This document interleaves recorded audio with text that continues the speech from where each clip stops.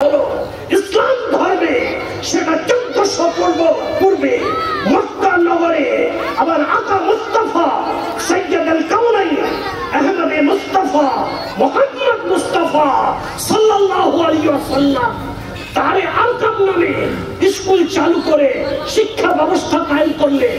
আর সেই স্কুলের নিজে হলেন ওই প্রিন্সিপাল, হেড শিক্ষকের দায়িত্ব গ্রহণ করলেন। হচ্ছেন বর্তমান তারিখে তদবিনে হাদিসে ইতিহাসের পাতায় he is the memorizer of more than 5000 hadith। সুবহানাল্লাহ। 5000 এর বেশি উনি হাফিজে হাদিস। 5000 হাদিস ওনার ঠোঁটস্থ ছিল, রাবি সহ মাতান সহ অক্ষরে অক্ষরে নবীজি হাদিসটা বলতেন। সঙ্গে সঙ্গে সুপার কম্পিউটার মানে হচ্ছে যে শব্দটা শুনছে সেই শব্দটা এখানে কিন্তু এই মেমোরিতে কি হয়ে যাচ্ছে, সেভ হয়ে যাচ্ছে, পার্মানেন্টলি সেভ হয়ে যাচ্ছে, নট র্যান্ডমলি। ভদ্র মুসলিম সমাজ নবী কি করলেন, এই শিক্ষার বিস্তার করার জন্য প্রত্যেক মসজিদের সংলগ্নে একটা করে স্কুল কায়েম করলেন, একটা মাদ্রাসা কায়েম করলেন। আজ যারা অন্য ধর্মের মানুষ যখন ইসলামের সেই ইতিহাস পড়ছে, 1400 পূর্বে নবীর যে এই পদক্ষেপ, নবীর যে এই স্টেপ, যে প্রত্যেক মদিনাবাসীকে, প্রত্যেক মুসলমানকে সুশিক্ষিত করতে হবে। মদিনায় নবীর আগমনের পূর্বে শিক্ষিত লোকের সংখ্যা খুব কম ছিল, যার ফলে প্রত্যেকটা কাজ কি করত, মৌখিক ভাবে। কোন চুক্তি হতো মৌখিক ভাবে, জমি বিক্রি হতো মৌখিক ভাবে, কোন কিন্তু লিখিত প্রমাণ ছিল না, कोई तहरीरी दस्तावेज दलील नहीं होती थी। নবী বিগত কয়েক বছর শিক্ষার ব্যবস্থা করার পর দেখলেন যখন সমাজে অনেক শিক্ষিত ব্যক্তি হয়েছে, মসজিদে নববীতে নবী মুস্তাফা সাল্লাল্লাহু আলাইহি সাল্লাম ঘোষণা করলেন যে হে মদিনাবাসী শোনো, এ মদিনা মসজিদ হচ্ছে মুসলমানদের জন্য পার্লামেন্ট, আর এই নবী হচ্ছেন আইন রচয়িতা। অতএব আমি ঘোষণা করছি আজ থেকে মদিনায় যাবতীয় চুক্তি কন্ট্রাক্ট হবে লিখিত, কোন মৌখিক চুক্তি গ্রহণযোগ্য হবে না। নবীর এই পদক্ষেপের ফলে মদিনায় ইতিপূর্বে প্রচুর ঝগড়া বিবাদ হতো, বলতো 10,000, আর কিন্তু ব্যক্তিগত প্র্যাকটিক্যালেও পেয়েছে 5,000। কেউ দিত 5,000, বলতো দিয়েছি আমি 10,000। জমি 1 বিঘা বিক্রি করতো, বলতো কি আমি 5 কাঠা বিক্রি করেছি। এই ছিল একটা শিক্ষার रहमत। नबी की आमद रहमत कैसे समझने की जरूरत है। रहमत यही है कि आगे মানুষ ঝগড়া ঝাঁটি অশান্তিতে লিপ্ত থাকতো, নবীর আসার পরে মানুষ সুশিক্ষিত হলো, যার ফলে সমাজে শান্তি বিরাজ করলো, ঝগড়া কমে গেল, মানুষের মধ্যে দ্বন্দ্ব ভেদাভেদ কমে গেল। ये है रहमत, ये है नबी की आमद रहमत। ভদ্র মুসলিম সমাজ, আজকে আমাদের সমাজে বিভিন্ন রকমের বিভ্রান্তি, সমাজে অনেক বিভ্রান্তি, মতভেদ, জ্ঞানের অভাবে হঠাৎ করে কিছু জায়গায় একটা জায়গায় একজন প্রশ্ন করছেন আমাকে কি ইয়া রাসূলুল্লাহ, আমরা বলবো কি নবী সাল্লাল্লাহু আলাইহি ওয়াসাল্লাম মুসাজ্জাদান মুসাজ্জাদ বিবুরদে হিবরাতে, আমার নবী সাল্লাল্লাহু আলাইহি ওয়াসাল্লাম মেঝে মাটির উপরে একটি ইয়ামেন চাদরে আচ্ছাদিত হয়ে ছিলেন। ওনার জাসাদে মোবারকের উপর একটি ইয়ামান চাদর ঢাকা ছিল। ফাকাশাফা আনহুল ওয়াজ, হযরত আবু বকর রাদিয়াল্লাহু আনহু তার মুখমণ্ডল থেকে আকা মুস্তাফা সাল্লাল্লাহু আলাইহি ওয়াসাল্লামের মুখমণ্ডল থেকে সেই চাদরটি সরালেন। সারা জীবন নবীর জন্য উৎসর্গ করে দিয়েছিলেন, পরিবার সম্পদ বাড়ি ঘর সবকিছু ত্যাগ করেছিলেন। আর সেই নবী নাকি আজ আমাদেরকে বিদায় জানাচ্ছে। এই দুঃখে হযরত আবু বকর রাদিয়াল্লাহু আনহু কি করলেন, সেই নবীর মুখমণ্ডল থেকে চাদরটি সরিয়ে পবিত্র মুখমণ্ডলটিকে দর্শন করলেন। আবু বকর রাদিয়াল্লাহু আনহু কি করলেন, নবীর মুখমণ্ডলের উপরে ঝুঁকে পড়লেন। ফাকাব্বালা, অতঃপর পবিত্র চেহারা মোবারককে আবু বকর রাদিয়াল্লাহু আনহু চুমো দিলেন এবং বললেন, ফাকালা আবি আনতা ইয়া রাসূলুল্লাহ, হে নবী, আপনার জন্য এ বিশ্ব জাহানে যত কিছু আমার প্রিয় আছে, আমার পিতামাতা সবকিছু আপনার জন্য কোরবান। তো ভদ্র মুসলিম সমাজ, এই যে একটা দুঃখ ভরা হাদিস নবীর ইন্তেকালের বিষয়ে ইমাম বুখারী এই হাদিসটিকে বর্ণনা করেছেন বুখারী শরীফে।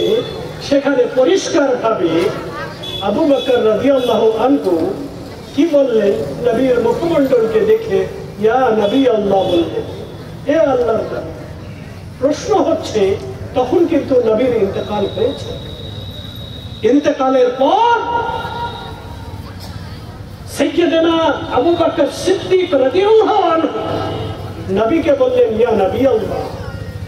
তাহলে এটাই প্রমাণিত হলো কি আমরা নবীকে ইয়া নবী আল্লাহ, ইয়া রাসূলুল্লাহ বলা এটা সহিহ হাদিস, বুখারী হাদিস দিয়ে প্রমাণিত। আর এটা হচ্ছে হযরত আবু বকর সিদ্দিক রাদিয়াল্লাহু আনহুর সুন্নাত। সুবহানাল্লাহ, সুবহানাল্লাহ। তো আমরা আল মুস্তাফা ফাউন্ডেশন, এই যে একটা মানুষকে একত্রিত করা, আপনাদের ছেলেদেরকে সুশিক্ষিত করার জন্য উদ্বুদ্ধ করা, যে ছেলেগুলো মাকে মার মতো সম্মান দিতে পারে, পিতাকে পিতার মতো সম্মান দিতে পারে, সমাজে যেন একজন ভালো নাগরিক তৈরি হয়, একজন ভালো প্রতিবেশী তৈরি হয়, একজন ভালো ব্যবসায়ী তৈরি হয়, একজন চাষি হলে যেন ভালো চাষি হয়। এইরকম মানুষ যদি তৈরি হয় তাহলে সমাজে কারোর ক্ষতি হবে না। আজকে আমরা দেখি কি সমাজে কি হয়েছে, পিতা মাতা কোনো সম্মান করে না ছেলেরা। বৃদ্ধ বেলায় তাদের সেবার প্রয়োজন, খাদ্যর প্রয়োজন, আর ছেলেরা সে খাদ্যও দেয় না, তার সেবাও করে না। একটা জায়গায় হঠাৎ করে তার পিতামাতা আমাকে এসে বলছে কি হুজুর দেখুন, আমার এই ছেলেটা এমন এক জায়গায় পৌঁছে গেছে কি সে এখন এমন একটা নেশা করে, সেই নেশার জন্য টাকা চায় আমাদেরকে, আবার টাকা না পেলে কখনো কখনো আমাদেরকে এরকম কথা শোনায় কি তুমি তোমার কিডনি বিক্রি করে আমাকে টাকা দাও, কেননা এই সাদা জিনিসটাকে আমাকে খেতে হবে। দুর্ভাগ্যের বিষয়, এইরকম সমাজে আমরা মানুষ আমরা পাচ্ছি।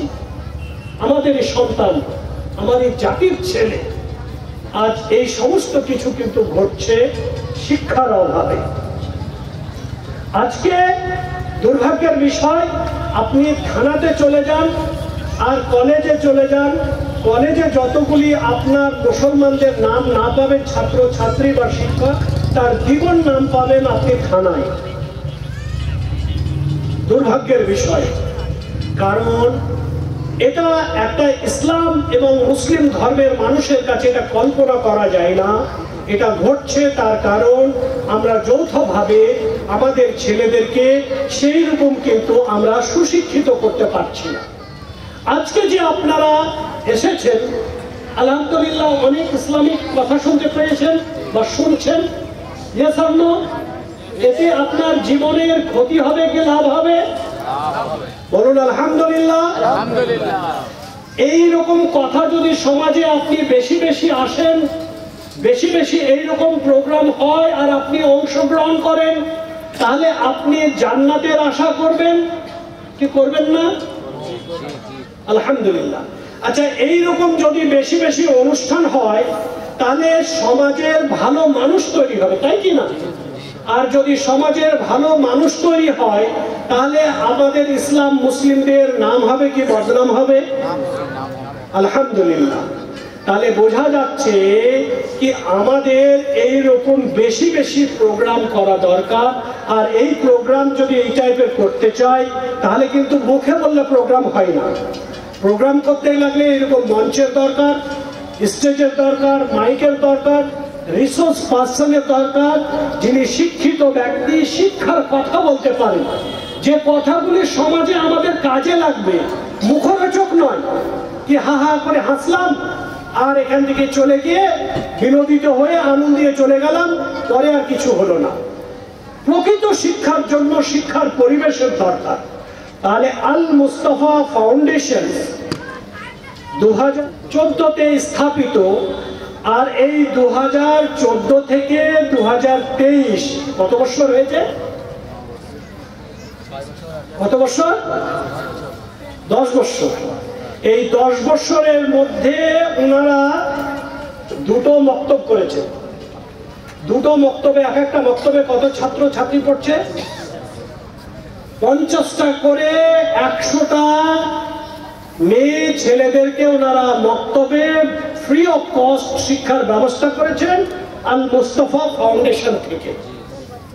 তাহলে এই যে শিক্ষিত হলো, মেয়েগুলো কোরআন পড়তে শিখলো, মেয়েগুলি নামাজ পড়তে শিখলো, মেয়েগুলি কালেমা পড়তে শিখলো, মেয়েরা যারা মারা যাবে তারা দফন করতে শিখলো, মানে দফন ইন দ্য সেন্স কাফন পড়াতে শিখলো।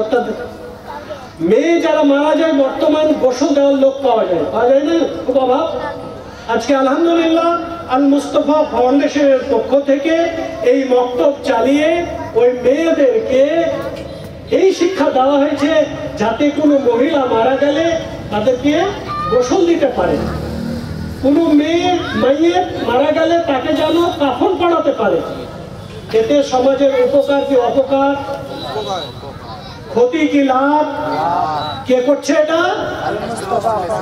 আলহামদুলিল্লাহ। জোরসে বলে আল মুস্তাফা জিন্দাবাদ, আল মুস্তাফা, আল মুস্তাফা ফাউন্ডেশন জিন্দাবাদ, আল মুস্তাফা জিন্দাবাদ। ভদ্র মুসলিম সমাজ 1 নম্বর। দ্বিতীয় নম্বর, প্রতি বছর এইরকম শিক্ষার আসর অনুষ্ঠিত করছে পরিশ্রম করে, যার ফলে এখানে আপনারা একত্রিত হয়েছেন। গত রাত্রিতে এইরকম সভায় উপস্থিত হয়েছিলেন আপনারা? হয়েছিলেন কি কালকে? পরশু আসেননি? তার আগে আসেননি? আজকে এসেছেন। আজকে আপনারা এসে হ্যাপি, আনন্দিত কিনা? আপনারা এসে অনেক কিছু জ্ঞান চর্চা হচ্ছে, জ্ঞানের আলোচনা হচ্ছে, এতে আপনাদের ক্ষতি কি লাভ? অপকার কি উপকার? উপকার করছে কি এটা? আল মুস্তাফা ফাউন্ডেশন। 3 নম্বর হচ্ছে কি ওনারা শিক্ষিত সমাজকে, অনেক মানুষ যারা আছে সমাজে, যারা বিএ এমএ পড়ে, স্কুল কলেজে পড়ে, কিন্তু হয়তো অনেক সময় এরকম স্টেজে আসতে পারে, তারা বই পড়তে চায়, কিন্তু বই পড়ে তারা পড়বে তখনই যদি আমাদের হাতে ছোট ছোট বই পায় না। আজকাল বড় বড় বই পাওয়ার কোনো আমাদের কাছে সুযোগ নেই, সময়ও নেই। তাই ছোট ছোট এক একটি বিষয়ে আমার হাতে আছে ইসলাম ও মানব জীবন, অর্থাৎ মানব জীবনে ইসলামের গুরুত্ব কি, এই একটা সুন্দর বই। প্রকাশনায় হচ্ছে আল মুস্তাফা ফাউন্ডেশন, মোথাবাড়ি, মালদা। এই বইটা পশ্চিমবঙ্গের আনাচে কানাচে যাবে, আর আল মুস্তাফার সঙ্গে মোথাবাড়ি, মালদা।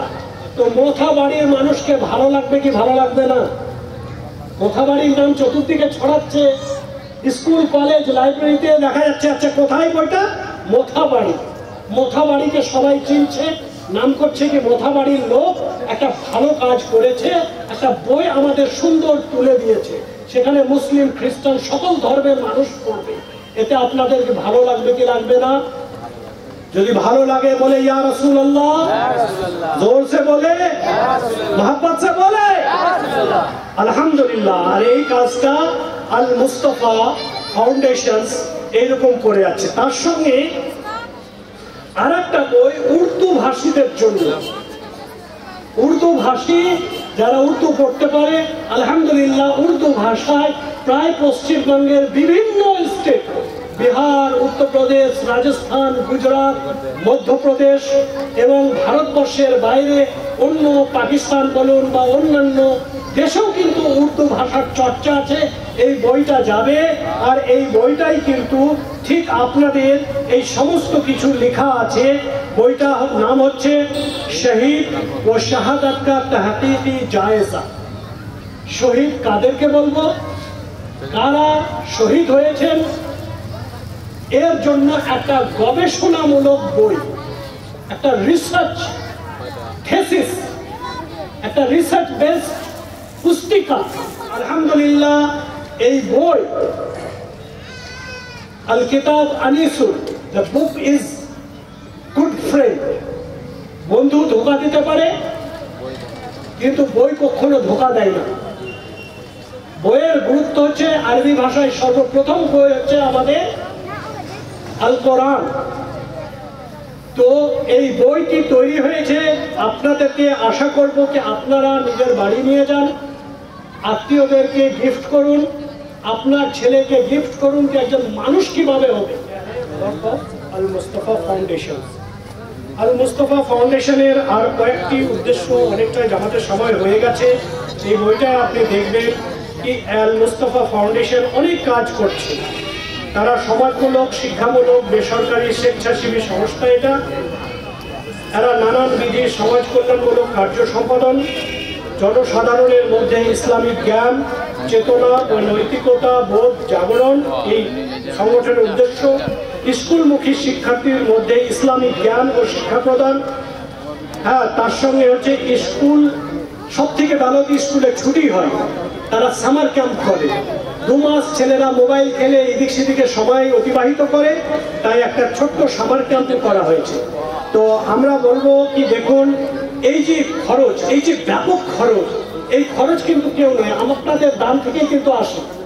আপনারাই সহযোগিতা করেন, যার ফলে এটা কিন্তু কোনো বাইরের সহযোগিতা নয়, কেউ দান করে না। আপনার নিজের জীবন নিজেই গড়ে তুলতে হবে, নিজের মসজিদ নিজেই রক্ষা করতে হবে, নিজের মাদ্রাসা নিজেকেই চালাতে হবে, নিজের সমাজ নিজেই গড়ে তুলতে হবে, নিজের ছেলেকে নিজেই শিক্ষিত করতে হবে। হ্যাঁ, এনারা দায়িত্ব নিয়েছেন। আমি আপনাদের কাছে আশা করব যে আপনারা ভবিষ্যতে এনাদেরকে সহযোগিতা করবেন, এবং এরকম যেন একটা, আমি এখানে বলতে চাই, ওনারা আগ্রহী আপনাদের ছেলেদেরকে সুশিক্ষিত করার জন্য কোচিং সেন্টারের পাশাপাশি একটা স্কুলে যেন হয়।